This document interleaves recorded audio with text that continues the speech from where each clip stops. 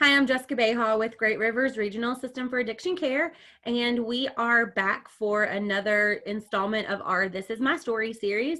And today we have Joe with us, and we are going to go ahead and turn it over to you. Thank you so much for joining us this afternoon. I almost said this morning, but I guess it is afternoon. Thank you for joining us, and I really appreciate you being willing to tell your story. And so, Joe, the floor is yours. All right. Thank you for having me. My name is Joe Young, and I am a grateful recovering alcoholic and addict. Um, that is not my identity today. Today, I'm a father. Today, I'm a husband. Today, I'm able to be a son to my mother and my father. And I get to live life in a way that I've never been able to experience before. And I've always felt bound, struggled with insecurity, rejection, feelings of inadequacy, not feeling good enough. Today that's changed. I actually live life with courage today. And I'm able to be used by God to help free others as well.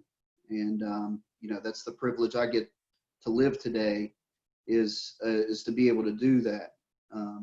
And that's what we're taught in our programming, is that there's no greater privilege than to help those that have struggled with addiction the same way that we have.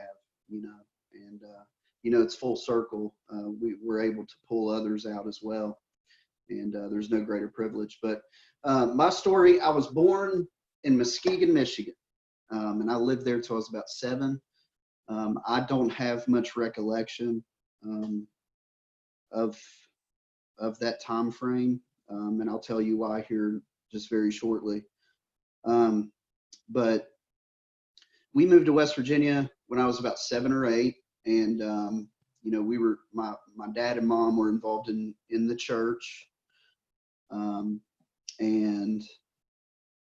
so we moved back here to be a part of a church and a church family, and so I was raised in what you would call religion, and so I went to a Christian school. I went to public school in the 1st grade, and I went to Tazewell Christian School in the 2nd grade. So fast forwarding, 1993, I was 11 years old, and life was pretty decent. We didn't have a lot of money growing up or whatever, but we lived in, there was a couple different apartments we lived in, and then my dad was able to grind enough to get a house, and my dad always worked hard. He was a basketball coach and a school teacher, and he didn't make a lot of money, but he did his best to provide. And so I reached the age of about 11, and and I'd always struggled with feelings of inadequacy and not feeling good enough and not cool like the other kids and all this stuff. You know what I'm saying? And so there were things I felt that were kind of missing in me that I felt like other kids had, they were just kind of free. And I didn't always feel that way, now kind of look at it, maybe I was a little bit of a sissy, you know what I'm saying? But, now that I know what I know, these are parts of the behaviors of addiction, and I don't feel that way nowadays because I'm able to deal with problems as they come, and I'm able to view things from the right lens. So 11 years old, I started feeling really weird. And I remember walking up to my mom and I told her that my body hurt. And it felt like my blood was on fire. And I said, something's really wrong and I feel like I need to go to the emergency room. And she said, son, are you sure? And I'm like, yes, I don't feel well. I feel tired. My skin feels like it's burning. And so we go and to the emergency room, and I had a blood white count of 144,000, and which normal levels I'm not sure what normal levels are, but I'm thinking it's around 11 to 20,000 or something like that. I'm not quite positive. Um, but it was, it was probably 5 times the regular amount. And that day I was diagnosed with T-cell leukemia, which is cancer of the blood. And I remember feelings of being very scared. Um, and my white count grew. The next morning they did the test and it was 177,000. So it grew 33,000 overnight. So it was rapid and it was ready to take me out. And so in a way I had to learn to fight at a young age, internally fight. But in that fight, there was a lot of post-trauma and, I really didn't know how to deal with life after that. But, in that I went through chemo for 2 years and I had 44 spinal tabs in that 2-year span. I threw up 72 days straight. Sometimes, you could probably count 12 times a day to, on a good day, maybe 1 or 2 times a day. But bone marrows were the worst. They would take, they would take a drill and they would drill it into my hip bone and they would stick a needle in there and they would pull out bone marrow. And, medicine back then was different. So, I've heard that nowadays they put kids to sleep for that, but I wasn't put to sleep for that kind of stuff. So there was a lot of pain. There was a lot of agony. I had to learn how to walk again. I was introduced to morphine at the age of 11. And where I'd vomited so much, I had to have reconstructive surgery on my stomach. And so I'm like, God, what in the world is going on? And, I always heard after coming out of cancer, Joe, you have a major call on your life. God has spared your life for a reason. And, for me, it was like, well, why did I have to go through that?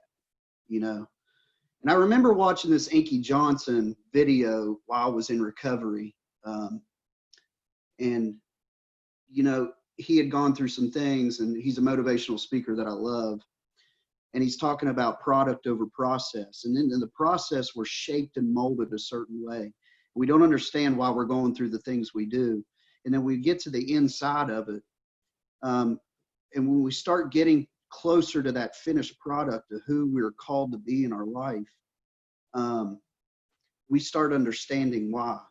And then we stop saying in the victim mentality, like, God, why me? And we start saying, God, why not me? And so we turn that thing that's defeated us into something positive and say, God, I accept this and I'm going to use this to the glory for you and for others. So, coming out of that, I was very driven and I really didn't know how to deal with life. So I was overweight. I'd been on prednisone. I was fat. I didn't feel good about myself. Once again, feelings of insecurity and inadequacy. I looked different from the other kids because my body had been through pure hell. And so my dad was a coach and he's like, hey, son, and I was eating the whole fridge because I was on prednisone. But my dad was like, son, do you want to start running? You want to start getting your body back? Well, I picked up a basketball and I became obsessed. So then I start becoming athletic and I start playing soccer and start running track. But basketball was the sport that I excelled in.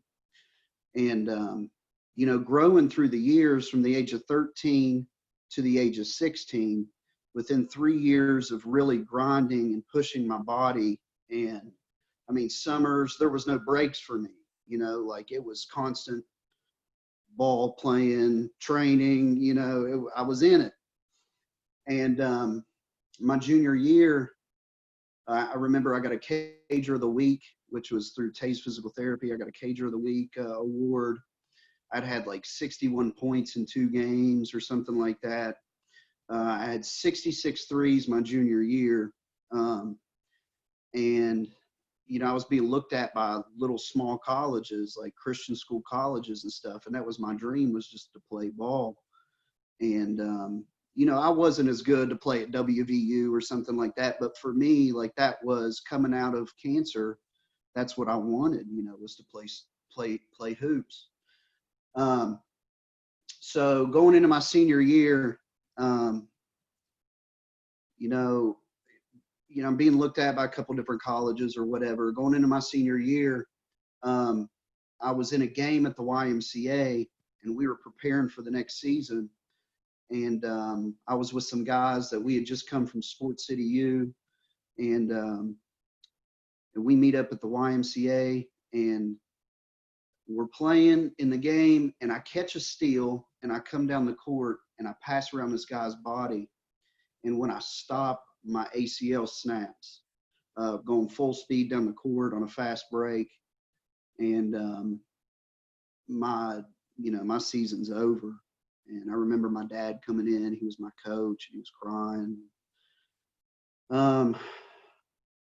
So about 2 months later, I'm just going to say it this way. My family fell apart. Some circumstances happening, and there's a divorce in the family, and so my sister and I, we end up splitting ways, and my mom and dad split up, and here I am with utilizing basketball as my coping mechanism. I didn't really know how to cope, and so I was given the prescription of pain pills, and I was on Adderall for learning disabilities and all this stuff that they feel like the chemo may have affected me in my mind. Attention deficit. I wasn't really a hyperactive kid. I was just very spacey. But, the older I get, the more I feel like a lot of it was I had so much on my mind and emotions that I didn't know how to cope. And, it's hard when you are a kid and you're going through those types of things. And how are you expected to sit in a classroom and really focus on, academics, so anyway, so furthering ahead, I'm kicked out of the Christian school. I start getting in trouble and smoking weed and, snorting my Adderall prescription and just trying to cope. I had no coping mechanism. So drugs and alcohol is what started. And it made me feel better. It took away the pain. And so that was my path that I started. I got kicked out of the Christian school, went to Winfield. That didn't last long either. I remember snorting prescription pills on the, Lortabs and stuff on the desk in there, crushing pills up in school like an idiot, and luckily I didn't get into too much trouble in school like that, just Saturday schools and stuff like that. But I ended up getting kicked out of Winfield too for skipping and stuff like that. So I ended up in Nitro with my cousin, and 2 schools out, dropped out both. I'm done, and I think I'm going to try to sell weed out of an apartment, out of my rocker. Arrested for the first time at 17. I smoked crack for the first time at 17. Started experimenting with harder and harder drugs, and hanging out with guys that are doing prison time now, really. I remember running around the streets of Nitro, getting in abandoned trailers and smoking geek and just walking the streets and doing whatever I wanted to do, man. Broke all ties with all my real friends from my childhood that I grew up with and, that I consider family. A lot of those relationships are rejuvenated now and everything. And they're better now. I've caught contact with a lot of them from growing up and stuff, but I consider them family, but, so to make a long story short, I had my son around the age of 19. So he'll be 18 in December now.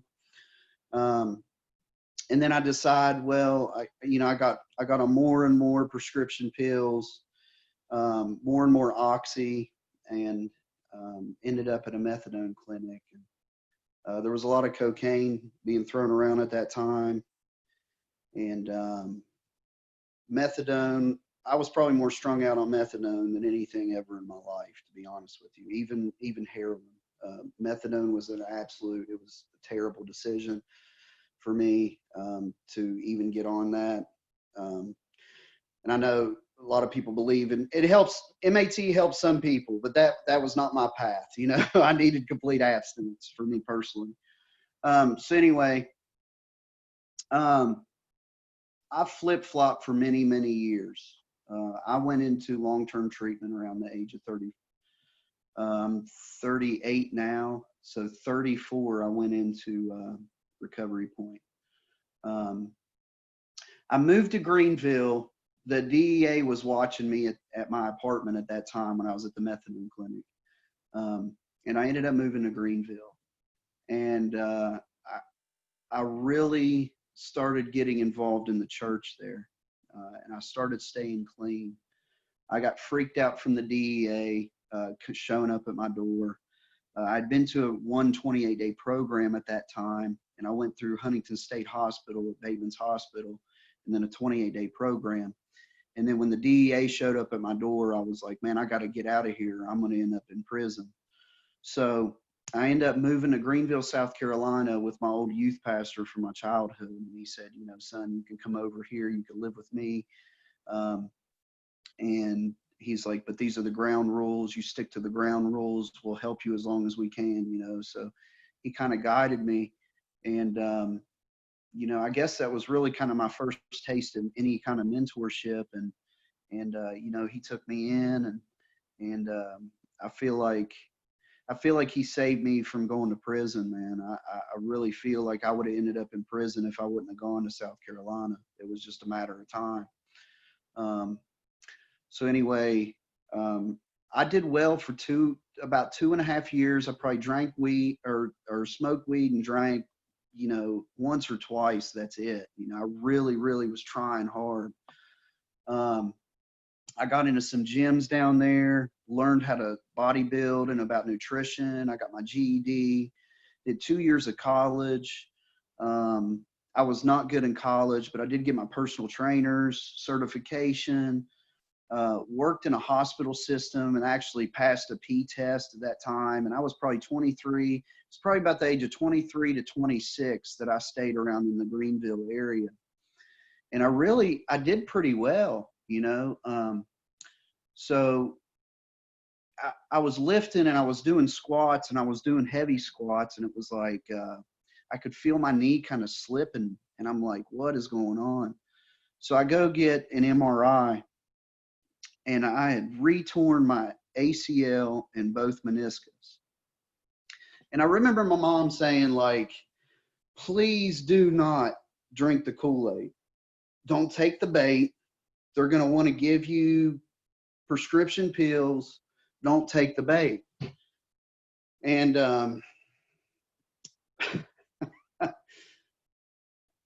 I remember getting that Dilaudid drip, and I could tell my behavior started to change right away, man. I started acting different towards the nurses. I started, you know, hitting on the nurses and not being appropriate to them.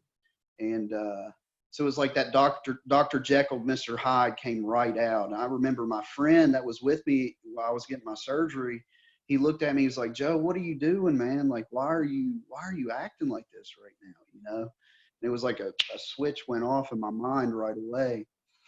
I didn't last long in Greenville after that. You know, they gave me a prescription of Oxy, and then after, you know, Oxys were going through, and then Lortabs after that, and they tried to wean me down on the pain meds. And I think they figured out I was abusing them, so they cut me off. And I ended up moving back to West Virginia, getting in this crowd, hitting the bars heavy. And this is when I started hitting alcohol even harder and harder and harder. Cause I was like, well, maybe if I drink, I can be socially acceptable. And I got in more trouble with alcohol than anything. I've been in 2 severe car accidents. One, I fractured my nasal cavity through here. Um, I had to have, stitches up through here on my face. I had glass in my face. Um, One, I hit a ditch, a tree, and a telephone pole, and totaled my car. And then another one, I was on the interstate, and we flipped the car at 87 miles an hour on the interstate, coming from the dog track. And my buddy pulled me out of the car after that one. And the most I did on that was just injured my AC joint in my shoulder. But alcohol, I was arrested more from alcohol than drugs ever in my life. Okay. Um, so I stay here a while. Life gets real bad here. I end up on Opanas, drinking heavy all the time. And when I flipped the car the second time, I was on unsupervised probation. And I'm like, well, it's unsupervised, so I'm getting back out of state, you know. So I go back to Greenville because it's the only place I've ever stayed clean. And they say that you take you everywhere with you, is what they teach us in recovery. You cannot run from you. You can't run from your emotions. You can't run from the things that are happening internally. And I tried to do that, and I ended up living with a prostitute down in South Carolina, cocaine all the time. I won't get into all that, but I ended up running with this girl. We travel state to state, or in the surrounding areas, and I would stay out in the car, and she would go in and do her thing, and I would stay out and make sure she's okay, and she would pay me off with that, and then we would go get drugs or whatever. We got into it, and I remember just in the back of my mind thinking, well, this is not working either, so I need to go back to West Virginia. And we got into it one day. We started arguing, and I took a bus. I think we were in Tennessee. I took a bus from Tennessee, V-line straight to South Carolina, got my stuff from South Carolina, got on another bus, and headed straight back to West Virginia. And I stayed with my grandpa. I remember my grandpa saying, well, you can stay with me.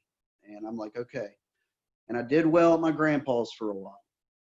And then I started picking up opiates again. I started drinking, and then I started picking up opiates again. And so every time that I picked up, it would get worse and worse and worse and worse. And I ended up on the needle, and I was living in a place in North Charleston. I was serving tables, and then I moved over to the west side. And I remember just thinking to myself, I ran into this guy named Jeremy McClanahan, and we had worked together at Civic Development Group on the west side of Charleston. And he said, hey, Joe, can I pray with you, man? It's been a long time since I've seen you, and I'm in the transit mall. And, I'm seeing these tattooed up guys like praying with people. And, it come from the same lifestyle I do. And it reminded me of who I really was. It reminded me of those years that I gave my heart to Christ, man. And that I was doing something with my life, man. And so I was very guarded to those guys, but I remember going home and I shot up, and I remember just crying out to God, like this is not the way my life is supposed to be, this is not the way my life is supposed to be. I know you have a calling on my life. I know you spared my life of cancer. I know that, Jeremiah 29:11, for I know the plans I have for you, declares the Lord, the plans to prosper you and not to harm you, plans to give you hope and a future. And I remember crying out to God and being like, something's got to give. And it was like this strength started to rise up inside of me. And I remember calling my mom and just being like, I can't do this anymore. So whatever it takes, I'm done, man. And so my mom, I was working a job at the time. I was holding the job down. I was working at Bricks and Barrels, and those people are so awesome over there. They were so patient with me. And I was a server, and I worked hard for them, but they, I think they knew that I had a problem. But, still to this day, they'll comment on my Facebook posts, and we're proud of you. And they love me no matter what, man. they cried when I told them what I was going to do because life was getting so tough, and they encouraged me to go after it.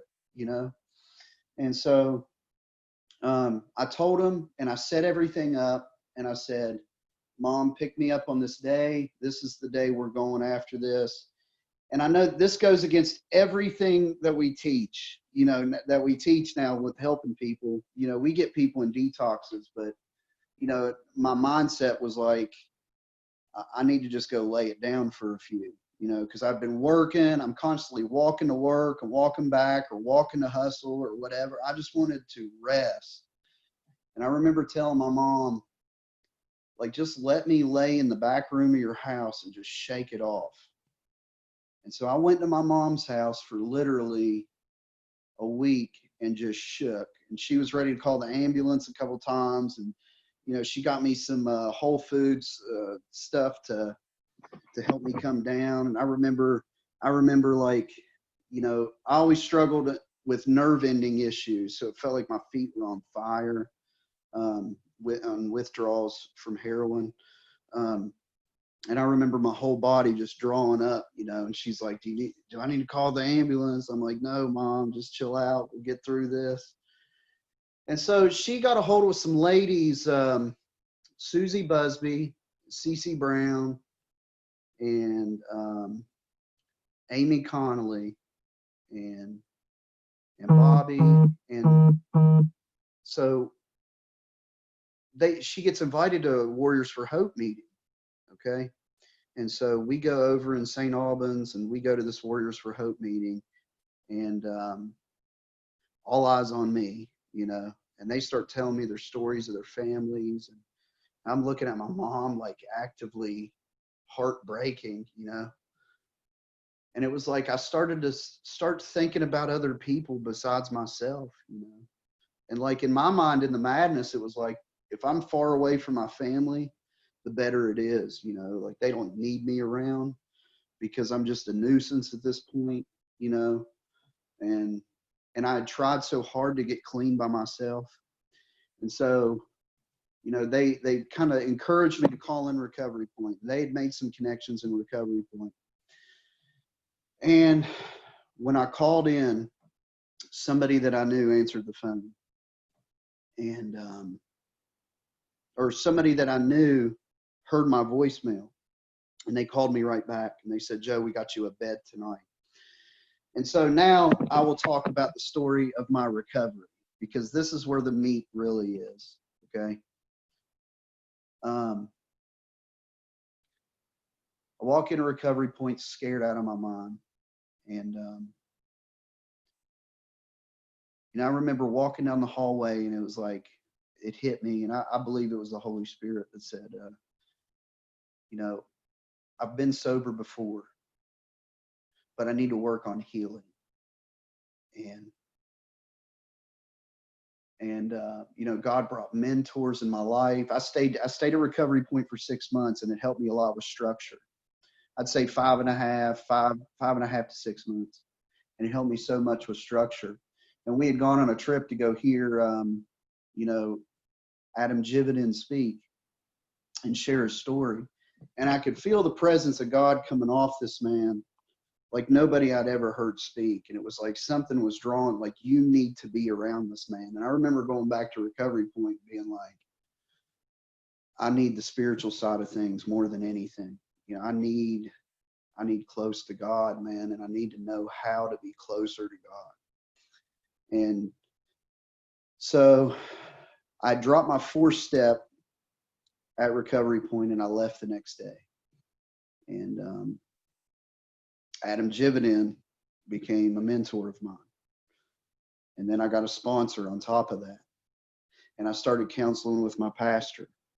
And I started reaching out and being completely open and vulnerable to listen to the people that were giving me suggestions in my life. And stuff started happening. And another thing that happened at Recovery Point was I started looking around me, and, where I'd always felt like I had a call on my life, and a lot of other people said, you have a calling on your life, to do more and be more. And God has something special for you. I started to look around me and I said, God, through all my struggles, you're positioning me right now to be of service to people, to be of service to people who may not need me, but need him, and me be a seed to do that, you know? And so anyway, so I go through the program of the Rock, and I land a job at Help for West Virginia, and I work on the phone lines there. And there was a fire inside of me that was like, I need to get out and do more. So I'm working in the stamping plant. Okay, rewind. I'm working in the stamping plant, and this guy that goes to Maranatha here looks at me. He's like, hey man, let's get out and let's do, let's go love on some people in the streets, man, that may need to hear about recovery and stuff. So we round up, I'm saying, a whole living room full of food, clothing, coats, all this stuff. And I'm going back to the same streets where I came from. And I remember this overwhelming presence, like driving down there. It's like, God, you're bringing me back to the same streets that I came from. And to on the other side now, So what is going to happen through all this stuff? Like, God, what is going to happen? So I took some of the guys from the house with me, and a fire hit me. Loving on these people in the streets was like a fire hit me like I'd never felt before in my life, man. And it was like, this is it. This is it. This is what I've been searching for. Not only the presence of God in my life, but like to see other people smile, to be of service to other people, And so that started to spread. Then I started getting reached out to more and more on Facebook. And so I just start on my own money. I'm working at Help for West Virginia now on the phone lines and helping with the Rock, being in leadership there. And so I start getting guys, my own gas money. I'm bringing people into recovery. I feel on fire. I felt like I was on a mission, And then they asked me for the coaching job, to start on the coaching job with Help for West Virginia. And I was at Help for West Virginia for 2 years. And now I'm at the Anchor Project. I've been married now 2 years. Relationship issues for me were one of the greatest things that I struggled with, because it was always rejection. It was always, things didn't work out in relationships. And now I know why. This is all process. We want all these things, and then these things don't work out. We blame God. We get mad about it. And then he has something amazing on the other side of it, So, my wife, she has a ministry called True Name, where she goes into strip clubs. She builds a relationship with girls and just loves on girls. We don't believe in shoving Jesus down people's throat. We believe in genuinely just loving people and building relationships. And then what comes out of that comes out of that, So she has the same heart for people. I have to watch myself because I have to work a program too, so if things start getting overwhelming for me, I have to kind of disconnect a little bit, refocus and get back out. But she goes, So that is my story. There's going to be more to it. I'm excited what God has in store with the Anchor Project now, man. I'm around a whole new crew of people. So if I feel like I'm on a whole new mission right now, so it's been good so far.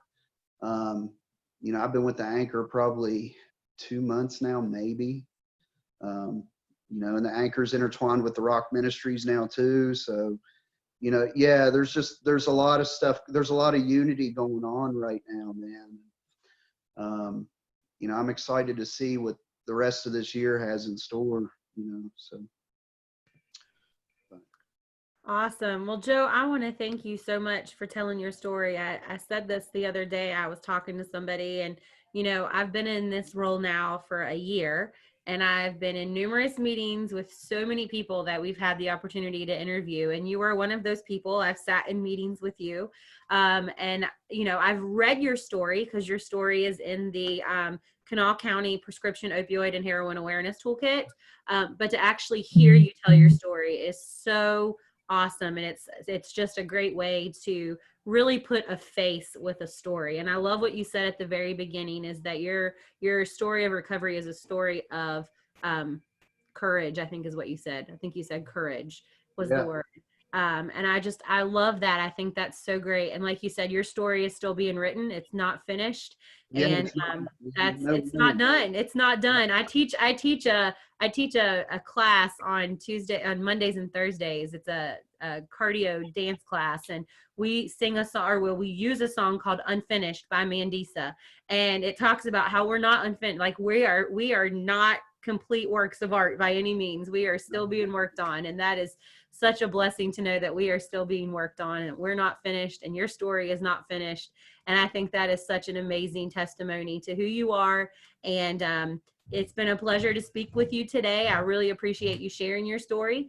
And if you or someone you know would like to tell your story of recovery, or maybe you're a family member and you want to tell your story, you're welcome to do that as well. We would love to hear more stories of hope and recovery and courage, like Joe said, and so many other amazing things that come from this new life of recovery. And so if you want to share your story, please reach out to us at the Great Rivers Facebook page, or you can email me. My email is behab, B as in boy, EHA3@marshall.edu. And if you have any questions for Joe, I'm sure he would love to answer them as well. So feel free to reach out to him. And so, Absolutely. Joe, again, thank you so much. I really, really appreciate you sharing with us today. Yeah. And be on Thanks the for lookout. having me. No problem. I really appreciate it. And like I said, be on the lookout for more of our This Is My Story series. All right. Awesome. Thank you so much. Thank you.